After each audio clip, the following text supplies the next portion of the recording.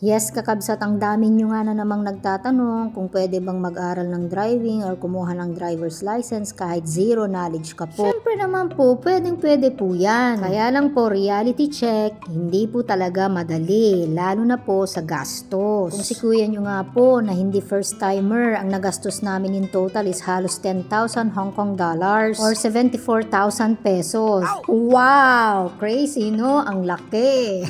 Wala pa po yan yung mga pamasahe niya, pagkain niya, alam niyo yon. Pero ganun po talaga. So, ibig sabihin, kapag kayo po ay zero knowledge, expect niyo na yan po pwede pong dodoble ang iyong gagastusin. Isa pong magandang halimbawa, tong kaibigan namin na si Danilo. Wala po siyang kaalam-alam sa pagdadrive ng 4 wheels sa Pinas. Few years ago, nagpunta siya dito sa Hong Kong para mag-tour, pero at the same time, maghanap na rin ng amo. Pinalad naman po siya, so houseboy muna siya. All around na yon, gardening, sa loob ng bahay, at kung ano-ano pa. So, habang nag-work po siya doon, nag-aaral na rin siya ng driving. Since wala po talaga siyang knowledge sa pagdadrive ng 4 wheels, talaga naman pong nahirapan siya. Which is very normal po, kasi nga po, ibang-iba po ang pagdadrive dito sa Hong Kong. Nakailang take din po siya, at syempre po, kung paulit-ulit ka, paulit-ulit din ang gastos mo. Ganun po talaga yun. Pero after several attempts po niya, naging successful po ang pagkuha niya ng lisensya. Madali rin yun naman pong mababawi yan, kasi napakalaki naman din po talaga ang sahod ng mga drivers dito. So sa mga zero knowledge po sa pagdadrive, go lang po. Wala naman pong mawawala sa inyo. Imbes, madadagdagan pa ang skills nyo kung saan lalaki ang sahod nyo.